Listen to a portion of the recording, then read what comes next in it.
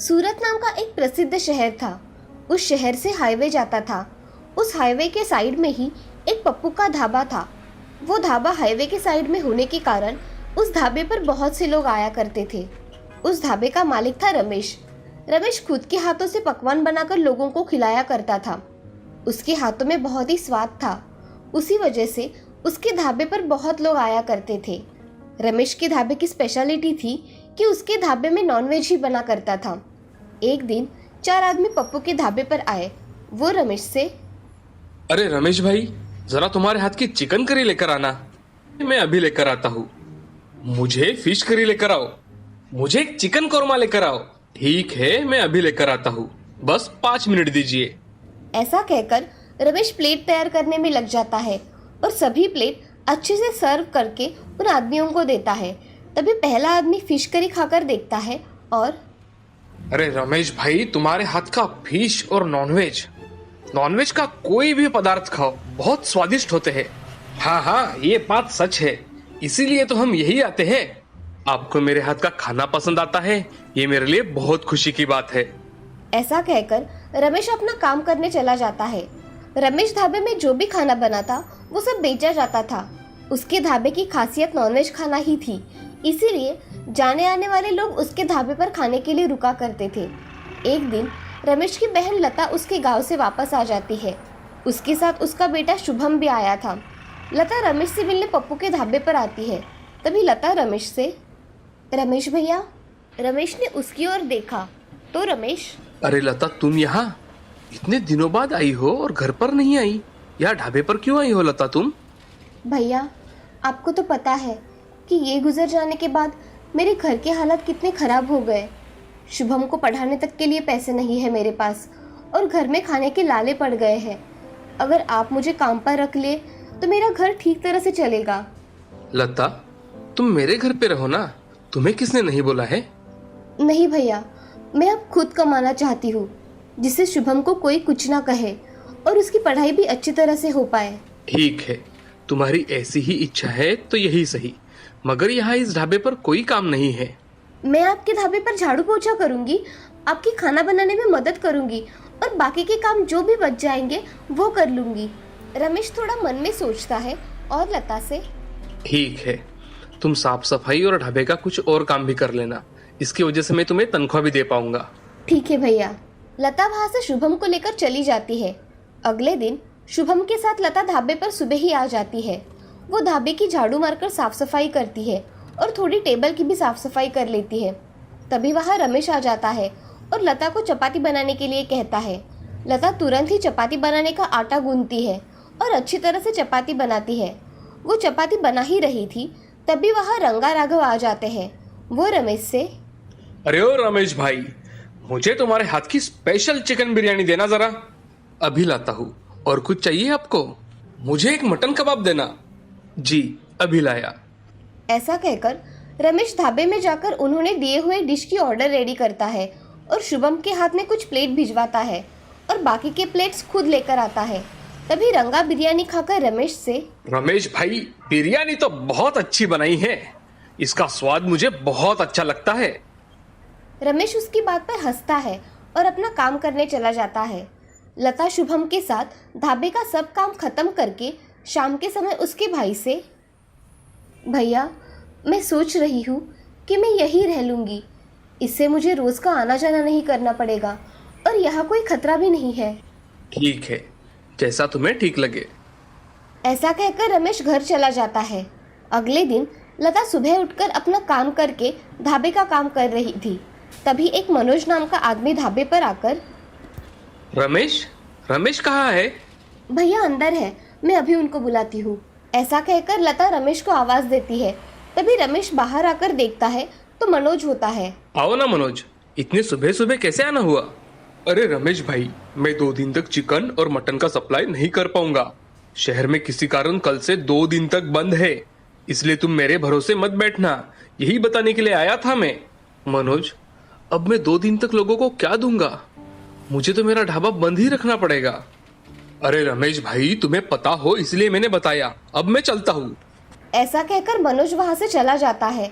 तभी रमेश के पास लता आकर पूछती है, भैया, क्या हुआ? वो आदमी क्या कह रहा था? वो आदमी कह रहा था कि 2 दिन तक नॉनवेज नहीं मिलेगा। शहर में बंद होने के कारण मुझे चिकन मटन कुछ भी नहीं मिलेगा, और इस ढाबे में चिकन मटन के सिवा कुछ बनता ही नहीं। मुझे लगता है कि मैं 2 दिन तक ढाबा बंद ही रखूं। इसमें तो बहुत नुकसान होगा भैया। हाँ, मगर इसमें हम कर क्या सकते हैं? भैया, मैं पनीर के पकवान बहुत अच्छी तरह से बनाती हूँ, तो हम 2 दिन तक पनीर के पकवान बनाकर बेचेंगे तो? लता, नॉनवेज खाने वाले लोग पनीर कहाँ खाएंगे? भैया, वैसे भी ढाबा 2 दिन तक बंद ही रहने वाला है, तो इससे अच्छा मैं पनीर के पकवान बनाकर बेचूं। ठीक है, तुम इतना कह ही रही हो तो कल से 2 दिन तक तुम ही खाना पकाना। मैं बस यहाँ आऊँगा। ठीक है भैया। ऐसा कहकर रमेश घर चला जाता है। तभी दूसरे दिन सुबह लता उठकर पनीर के सारे पकवान बनाना शुरू कर देती है। पनीर बिरयानी, पनीर टिक्का, पनीर कीमा, पनीर करी, ऐसे बहुत सारे व्यंजन उसने बनाए थे। तभी थोड़ी ही देर में 2 आदमी ढाबे पर खाना खाने आए। तभी सुहास रमेश से, अरे रमेश भाई, मुझे 1 प्लेट चिकन बिरयानी दो जरा। आज ढाबे पर कोई भी नॉनवेज नहीं बना है, पनीर बिरयानी है। आप चाहे तो मैं लेकर आता हूँ। ठीक है, लेकर आओ, मगर तुम्हारे हाथ के नॉनवेज का स्वाद बहुत अलग है भाई। सुहास भाई, मैं परसों तुम्हें नॉनवेज जरूर खिलाऊंगा, मगर ये 2 दिन तुम पनीर खा सकते हो। ठीक है, लेकर आओ, सबके लिए जो स्पेशल है वही लेकर आओ। ऐसा कहकर रमेश वहां से चला जाता है और पनीर के ढेर सारे पकवान लेकर आता है। एक आदमी पनीर की बिरयानी खाकर देखता है। रमेश, अरे पनीर बिरयानी तो बहुत अच्छी बनाई है। ऐसा स्वाद तो मैंने आज तक नहीं देखा। बहुत स्वादिष्ट है। हाँ रमेश, खाना सच में बहुत स्वादिष्ट है। ऐसा कहकर सभी लोग पनीर के पकवान खाने लगे। ऐसे ही 2 दिन बीत गए। पनीर के पकवान अच्छी तरह से बिके थे। ये देख रमेश और लता खुश थे। उसके अगले दिन रमेश अपने ढाबे पर नॉनवेज बना रहा था। तभी एक राजेश नाम का आदमी आता है। वो रमेश से, मुझे पनीर बिरयानी और पनीर करी चाहिए। अरे भाई, आज नॉनवेज बनाया है, आपको उसमें से क्या लाऊं? एक बार बोल दिया ना, मुझे पनीर बिरयानी और पनीर करी ही चाहिए। ये सुन रमेश को गुस्सा आया और वो राजेश से, अरे उस दिन नॉनवेज नहीं था इसलिए पनीर बनाया था। यहाँ हर रोज पनीर नहीं मिलेगा, समझे? तुम्हें दूसरा खाना चाहिए तो बताओ। ऐसा कहते ही राजेश रमेश से, मुझे पनीर बिरयानी ही खानी थी। मुझे अब तुम्हारा ढाबे का कुछ नहीं खाना, समझे? ऐसा कहकर राजेश वहां से चला जाता है। ये सब देख रमेश बहुत गुस्से में आ जाता है। रमेश के मन में लता के बनाए हुए पकवानों से ईर्ष्या होने लगती है। एक दिन लता रमेश से, भैया, शुभम को सुबह से खांसी और तेज बुखार है। मुझे इसे अस्पताल में लेकर जाना है। आप मुझे कुछ पैसे दे दोगे इसे अस्पताल लेकर जाने के लिए? तुम यहाँ 2 वक्त का खाना खाती हो और यहाँ रहती हो, वो क्या मुफ्त में आता है क्या? भैया, मैंने आपसे 2 महीने में 1 रुपया भी नहीं मांगा और आप ऐसा कह रहे हो? यहाँ खाना छत ऐसे ही नहीं मिलता। तुम मेरी बहन हो इसलिए मैं चुपचाप हूँ, नहीं तो धक्के मारकर इस ढाबे से बाहर निकाल दिया होता, समझी? भैया, आप कुछ ज्यादा ही कह रहे हो। मैंने तो सिर्फ आपसे कुछ पैसे मांगे हैं और आप मुझे इतना कह रहे हो। तुम अभी के अभी मेरे ढाबे से निकल जाओ, मुझे कोई जरूरत नहीं है तुम्हारी। ठीक है भैया, मैं जा रही हूँ। ऐसा कहकर लता शुभम को लेकर वहां से चली जाती है। लता बहुत रोती है, मगर रमेश पे उसका कोई असर नहीं होता। लता गांव में चली जाती है। तभी एक संजय नाम का आदमी लता को ढूंढते हुए आता है। संजय लता से, जी आपका नाम लता भाभी है ना? आप राघव भैया की पत्नी हो ना? हाँ, मैं ही लता हूँ, मगर आपको मैंने पहचाना नहीं। मैं राघव भाई का मित्र हूँ। मैंने उनसे 50,000 रुपए उधार लिए थे। अब मेरे पास पैसे आए हैं तो सोचा आपको वापस कर दूं। मैंने आपको बहुत ढूंढा भाभी, मगर आपका कहीं पता ही नहीं था। अब आप मुझे दिखाई दी हो। भाभी, ये लीजिए आपके 50,000 रुपए। मुझे पैसों की सख्त जरूरत थी भाई साहब। भाभी, आपको कोई भी जरूरत हो आप मुझे बेझिझक कह सकती हो।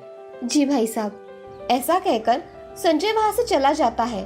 तभी लता उन्हीं में से कुछ पैसे लेकर शुभम का इलाज करवाती है और संजय को रमेश ने उसके प्रति किया हुआ व्यवहार बताती है। तभी संजय की मदद से लता एक होटल खोलती है। वो रमेश के ढाबे के सामने ही होता है। अब लता उसके होटल में पनीर के विविध पकवान बनाती है और बेचने के लिए रखती है। तभी बहुत से ग्राहक उसके होटल में खाना खाने के लिए आ जाते हैं। तभी ये देख रमेश बहुत गुस्सा हो जाता है। इस लता ने मेरे ढाबे के सामने ही होटल खोला और मेरे कस्टमर भी उसी के होटल में खाना खाने जाते हैं। ऐसा कहकर रमेश गुस्से से घर चला जाता है। लता बहुत मेहनत करके अपना होटल अच्छी तरह से चलाती है और लता को उसमें कामयाबी मिल जाती है। लता के होटल की तरक्की देख बहुत से लोग उसके होटल में खाना खाने आया करते थे। उसने अपनी जैसी बेसहारा औरतों को भी मदद की। अब इस तरह से होटल चलाकर वो अपना गुजारा किया करती थी। इस कहानी से हमें ये सीख मिलती है कि कठिन परिस्थिति में हमेशा धैर्य से काम लेना चाहिए और अपना काम पूरी निष्ठा के साथ करना चाहिए। सूरजपुर नाम के गांव में सिया नाम की लड़की अपने माँ पिताजी के साथ रहा करती थी। उसके पिताजी सुधीर का एक्सीडेंट होने की वजह से वो अपाहिज बन गए थे। सिया की माँ शारदा लोगों के यहाँ काम करके घर का गुजारा किया करती थी। एक दिन सुधीर को बहुत प्यास लगी थी, इसलिए सुधीर पानी पीने के लिए बेड से नीचे उतर रहा था। तभी वो जोर से जमीन पर गिर गया और बहुत जोर से चिल्लाने लगा। उसकी आवाज सुन शारदा वहां आ जाती है। अजी, आप ऐसे कैसे नीचे गिर गए? आप उठिए। शारदा, मेरे हाथ में बहुत दर्द हो रहा है। मुझे आवाज लगा देते, उठने की क्या जरूरत थी? आखिर मैं कब तक तुम्हें ऐसी तकलीफ देता रहूंगा शारदा, भगवान ही जाने। ऐसा बोलकर शारदा सुधीर को उठाकर बेड पर बिठाती है। शारदा की नजर उसके सर पर लगे जख्म पर पड़ती है। तभी शारदा सुधीर से, आइंदा से आपको कुछ चाहिए तो आप मुझे आवाज दिया करेंगे। मैं यही हूँ और मैं आज से काम पर भी नहीं जाऊंगी, समझे? अगर तुम काम पर नहीं गई तो हम क्या खाएंगे शारदा? सिया जब तक घर पर है तब तक मैं काम खत्म करके घर आ जाया करूंगी और बाद में दिन भर घर में ही रहूंगी। ऐसा कहकर शारदा सुधीर के सर को पट्टी लगा देती है और अपना काम करने चली जाती है। तभी थोड़ी देर बाद कॉलेज से सिया वापस घर आ जाती है। वो घर में आकर अपने पिताजी के सर पर चोट देखकर सिया अपने पिताजी से, पिताजी, ये आपके सर को क्या हुआ? ये चोट कैसे आई? सिया बेटी, मैं पानी लाने के लिए उतरने की कोशिश कर रहा था तो नीचे गिर गया। छोटी सी चोट है बेटा, इतनी गहरी नहीं है। पिताजी, आप खुद का जरा भी ख्याल नहीं रखते। ऐसा कहकर सिया सुधीर के गले लग जाती है और अपनी पढ़ाई करने के लिए चली जाती है। सिया पढ़ाई करके अपने माँ पिताजी के साथ खाना खाने बैठ जाती है। रात के समय उसके मन में विचार आता है, अगर मैं कोई काम करूँ तो माँ को भी मदद हो जाएगी। मैं कल ही जाकर जॉब ढूंढती हूँ। ऐसा मन में सोचकर सिया सो जाती है और दूसरे दिन जल्दी से अपने घर से निकलकर सिया कॉलेज में चली जाती है। कॉलेज खत्म हो जाने के बाद सिया बाहर निकलती है। वो नौकरी की तलाश में इधर उधर घूमती है। तभी उसकी नज़र एक मेडिकल स्टोर पर पड़ती है। उस मेडिकल के सामने एक प्लेट लगी हुई थी। ये देखकर सिया बहुत खुश हो जाती है। सिया उस मेडिकल में जाकर मेडिकल वाले से, अंकल, यहाँ काम के लिए लड़कियाँ चाहिए थी। हाँ, मगर हमें पढ़ी लिखी लड़की मेडिकल पर काम करने के लिए चाहिए। अंकल, मैं यहाँ काम कर सकती हूँ? मुझे सिर्फ आप काम बता देना और मैं कॉलेज में भी जाती हूँ। मैं कॉलेज करके काम पर आया करूँगी। ठीक है, मगर तुम्हें सब काम सीखना होगा। अंकल, आप मुझे सिर्फ एक बार समझा दीजिए, बाद में मैं मेरा काम करूँगी। और हाँ, तुम्हें महीने का 5,000 रुपये पगार मिलेगा। चलेगा अंकल, मैं कल से काम पर आ जाऊँगी। ठीक है। ऐसा कहकर सिया वहाँ से चली जाती है। थोड़ी देर बाद सिया अपने घर आ जाती है। तभी वो शारदा से, माँ, मैं तुम्हारे लिए एक खुशखबरी लेकर आई हूँ। क्या हुआ सिया? आज बड़ी खुश लग रही हो तुम। माँ, मैंने कॉलेज करके जॉब करने का डिसीजन लिया है। इससे तुम्हें थोड़ी बहुत मदद हो जाएगी। मेरी बच्ची, तुम्हें ये करने की कोई ज़रूरत नहीं है। माँ, आज से मैं तुम्हारी थोड़ी मदद कर दिया करूँगी। इससे तुम पिताजी पे ध्यान दे पाओगी। बेटी, तुम्हें ये करने की कोई ज़रूरत नहीं है। माँ, मैंने जॉब ढूंढ लिया है और मैं कल से ही काम पर जाने वाली हूँ। ऐसा कहकर सिया खाना खाकर सो जाती है। अगले दिन सुबह उठकर सिया अपना काम करने घर से निकल जाती है। थोड़ी देर बाद वो मेडिकल में आ जाती है। तभी मेडिकल वाले अंकल से, नमस्ते अंकल, मुझे बताइए क्या काम करना है? तुम्हें जो भी कस्टमर आए उनका नाम और उन्हें दिए हुए मेडिसिन का नंबर लिख लेना है और ये सब हमारे कंप्यूटर में स्टोर करके रखना है। अंकल, आप मुझे सिर्फ एक बार समझा दीजिए, बाद में मैं मेरा काम करूँगी। मेडिकल वाला सिया को डेटा कैसे सेव करते हैं ये सिखाते हैं और थोड़ी देर के लिए घर चले जाते हैं। तभी सिया अपना काम मन लगाकर करती है। वो सब नई बातें सीख रही थी। उसका सीखने का जज्बा देख दुकान में काम करने वाला राजेश, तुम आज नई आई हो क्या इधर? जी, आज मेरा काम का पहला ही दिन है। अच्छा। ऐसा कहकर राजेश अपना काम करने चला जाता है। तभी वहाँ एक ग्राहक आकर कुछ सामान मांगता है। सिया को जो सामान पता था उसने जल्दी निकाल कर दिया, मगर कुछ टैबलेट उसको समझ में नहीं आ रही थी। तभी सिया ने राजेश की मदद लेकर ग्राहक को वो टैबलेट दे दी और उनका बिल बना दिया। सिया अब दोपहर के समय कॉलेज में जाने के लिए निकलती है। तभी मेडिकल वाला सिया से, आने में ज्यादा देर मत करना, नहीं तो काम से निकाली जाओगी। अंकल मैं सिर्फ 3 घंटे ही कॉलेज में जाने वाली हूँ। मैं मेरा लेक्चर खत्म करके जल्द ही आ जाऊंगी। ठीक है, अगर लेट हुआ तो तनख्वाह कम मिलेगी। जी। ऐसा कहकर सिया कॉलेज चली जाती है। कॉलेज में जाकर सिया अपने क्लासेस अटेंड करती है और फिर से मेडिकल में आ जाती है। उसका आज का दिन तो अच्छा था। अब वो शाम के समय पर घर आ जाती है। तभी शारदा सिया से, आ गई बेटी तुम? आज पहला दिन कैसा रहा? माँ, आज का पहला दिन अच्छा रहा। मैं अभी खाना खाकर सो जाती हूँ, बहुत थक गई हूँ। हाँ बेटा, चलो खाना खाने बैठ जाते हैं। ऐसा कहकर सिया अपने घर वालों के साथ खाना खाने बैठ जाती है। अब हर रोज सिया काम पर वक्त से जाया करती थी। उसकी काम के प्रति लगन देख और उसके सीखने की चाह देख मेडिकल वाला खुश था। एक दिन मेडिकल में दोपहर के समय चोरी होती है। उस समय सिया मेडिकल में नहीं होती। उसे आने में देर हो जाने के कारण उसे कुछ नहीं पता था।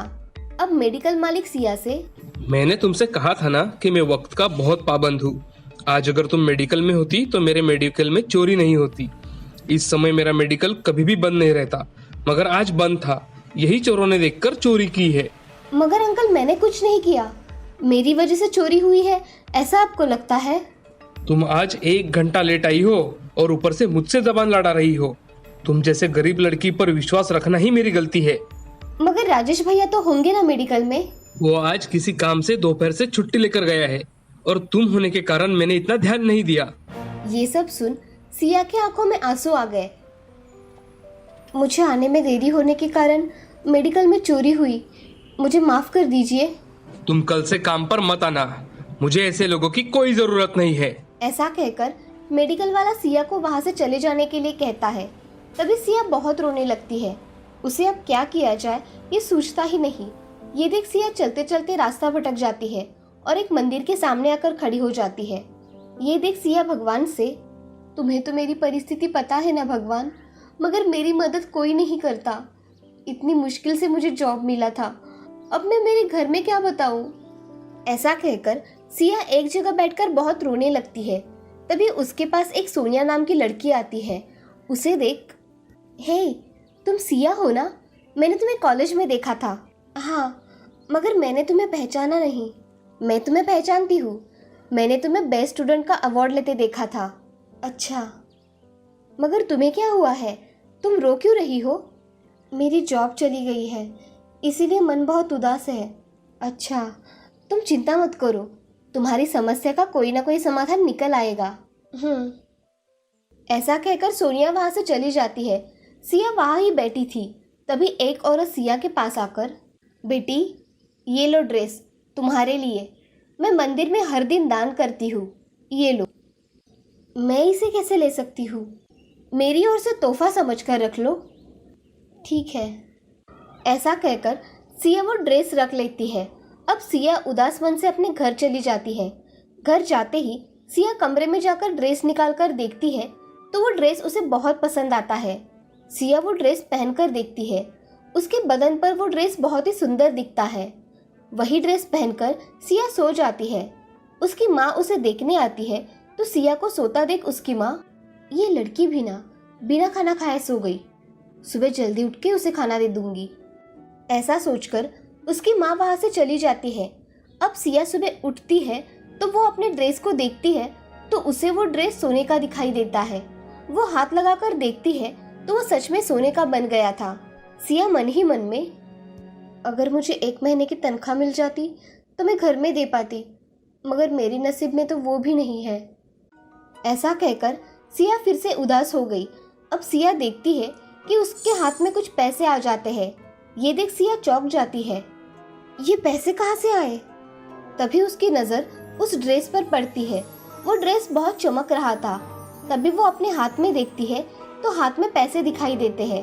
वो बहुत हैरान हो जाती है कि उसके पास पैसे कहाँ से आए। अब सिया फिर से मांग के देखती है, मुझे अभी के अभी कुछ खाने की चीजें चाहिए। तभी उसके सामने बहुत से खाने के पकवान आ जाते हैं। ये देख सिया को पता चलता है कि वो ड्रेस कोई साधारण ड्रेस नहीं है, वो जादुई ड्रेस है। तभी सिया वो खाना लेकर अपने माँ के पास चली जाती है और उन्हें सब बात बता देती है। ये सब बात सुन शारदा भी बहुत खुश हो जाती है। सिया उसके हाथ में आए हुए पैसे भी अपनी माँ को दे देती है। तभी शारदा, मेरी बच्ची, तू तो हमारे लिए सच में लक्ष्मी हो। आज तुम्हारी वजह से हमारे घर में इतना कुछ आया है। ये सब सुन सिया के पिता सुधीर, बेटी, हमारे तो भाग ही खुल गए। अब ये पैसे पहले भगवान के सामने रखो। जी पिताजी। ऐसा कहकर सिया वो पैसे भगवान के सामने रखती है और अपना काम करने चली जाती है। उसी दिन से सिया कॉलेज में जाया करती थी और गरीब लोगों की मदद भी कर दिया करती थी। सिया को कोई भी समस्या हो तो वो उस ड्रेस से कहा करती थी और वो ड्रेस उसकी ख्वाहिश जल्द ही पूरी कर दिया करता था। अब एक दिन सिया उस ड्रेस से, हे जादुई ड्रेस, मुझे थोड़ा सा सोना चाहिए था। ऐसा कहते ही सिया के सामने सोने का ढेर बन जाता है और सिया उसे देखकर बहुत खुश हो जाती है। वो सोना लेकर सिया सोनार के पास चली जाती है और सोनार को सोना बेचकर उससे आए हुए पैसों से उसके पिताजी का ऑपरेशन करवाती है। सिया के पिताजी का ऑपरेशन अच्छी तरह से हो जाता है। ये देख सिया और शारदा बहुत खुश हो जाती है। सिया अब उस ड्रेस की सहायता से अपने जैसे गरीब लोगों की मदद कर दिया करती थी। सिया जरूरतमंदों की मदद करके कॉलेज भी कर रही थी। अपनी बेटी की तरक्की देख शारदा बहुत खुश थी। सब जादुई सोना देने वाली ड्रेस की मदद से हुआ था। उसकी सहायता से बहुत से गरीब लोगों की मदद हुई थी। इस कहानी से हमें ये सीख मिलती है कि जिंदगी में कठिन परिस्थितियां बहुत आती हैं, मगर उसका सामना कैसे करना है ये इस कहानी से सीखने को मिलता है। हमेशा दूसरों की मदद करनी चाहिए।